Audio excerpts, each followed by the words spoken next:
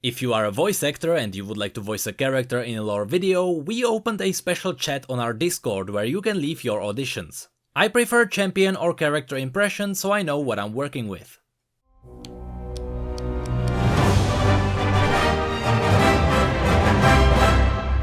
Hello everyone and welcome! With Ornn's story revealed, we can start connecting all the dots from his teasers.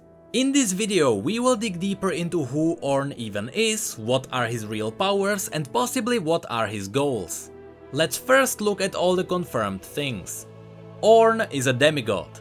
This means that he is godlike when it comes to Runeterra. When it comes to the universe, he is still nothing compared to someone like Aurelion Sol. From his story, we also learned that Ornn was probably created by someone. To quote the story, Ornn was the firstborn of his brothers and sisters. He leapt into the world itching for a fight. Firstborn of his brothers and sisters. If he appeared on Runeterra as a form of primal life out of nowhere, the others that would come with him wouldn't be his brothers and sisters, right? Especially since his brother is a bear and his sister is a phoenix. It seems more likely that they were created by actual gods. Right now, all we have confirmed is that Anivia is Ornn's sister and Volibear is his brother. And that there is also certain Seal sister mentioned in the story. While Anivia stayed in Freljord with Ornn, Volibear was somewhere else. We don't know where or what Volibear was doing, but we know that he and Ornn never visited each other before the battle. This makes me think that these demigods may watch over the world all around the globe. We know that Ornn basically shaped the north of Valoran into what it looks like now. But if Ornn created the mountains of Freljord, who shaped the rest of Runeterra? Who created Targon, for example? So I started looking into other champions with older lore that might fit the description of a demigod.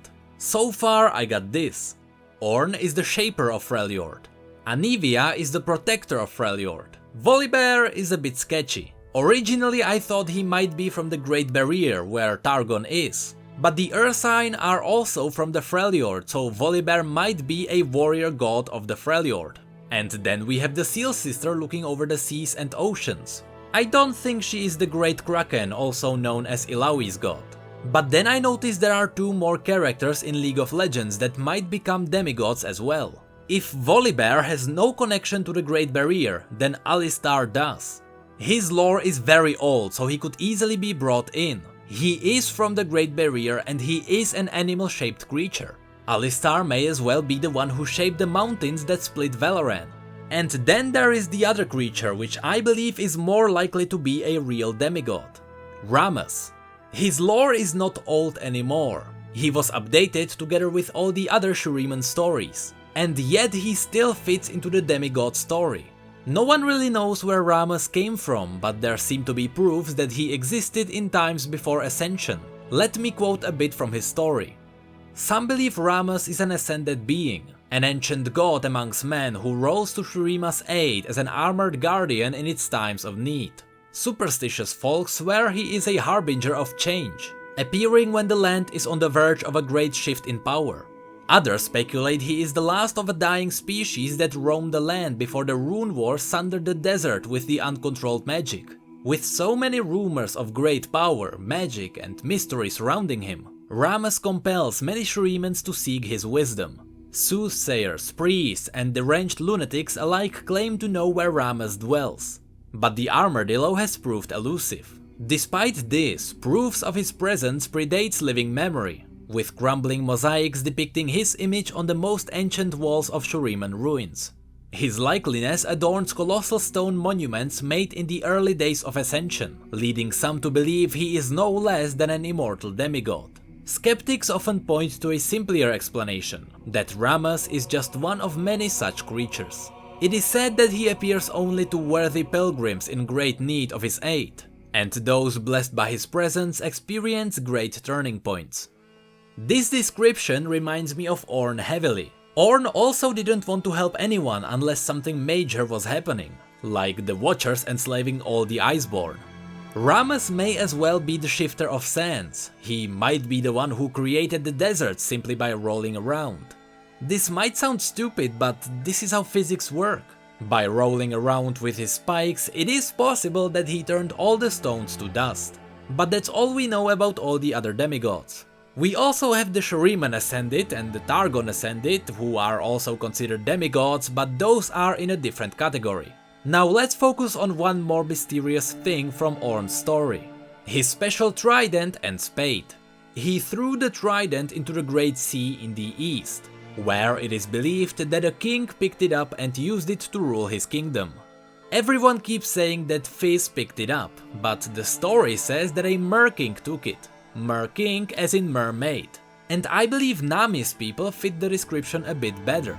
I don't think the staff of the Tidecaller is the trident, but we don't know who their king is, so he might still be wielding it. Then there is the spade. Some people say it is the one Yorick has, but I don't think that's the case for multiple reasons. First, Ornn threw it to the west. From Piltover's map we learned that Bilgewater is in the east, and we know that the Shadow Isles, previously known as the Blessed Isles, are even further behind Bilgewater. Because Yorick was a monk of the Blessed Isles, he was on the other side of the world.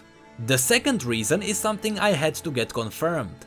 We know that Ornn used that spade to dig up the Howling Abyss. This means he made the tool for himself. The problem is that Ornn is about 30 feet tall. He is huge. There is no way a mortal man can carry a spade the size of a house. So right now I have no clue where the spade is.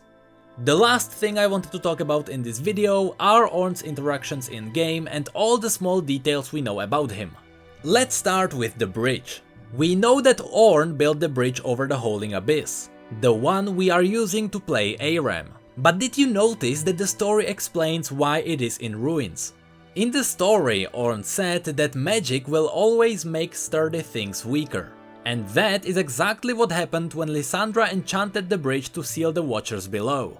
The enchantment would very slowly destroy the bridge, and after hundreds of years it would collapse.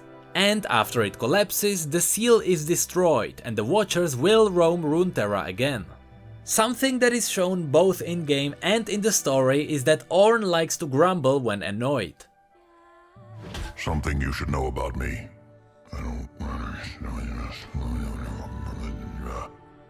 This is exactly what Volibear does with his joke.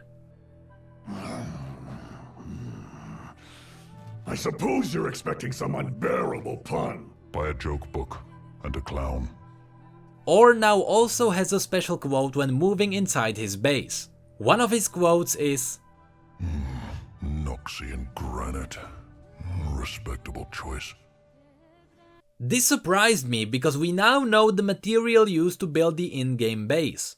But we also know that Ornn knows about the other places on Runeterra, like Noxus for example. So he was not entirely isolated in Freljord. Also, one of his interactions reveals that the first river on Runeterra might be Volibear's urn. Volibear made the first river. You do not want to know how. And the last thing I should mention is Ornn's relation to Braum and Gragas. Riot teased us that Ornn may be related to Braum, but not in a way we think.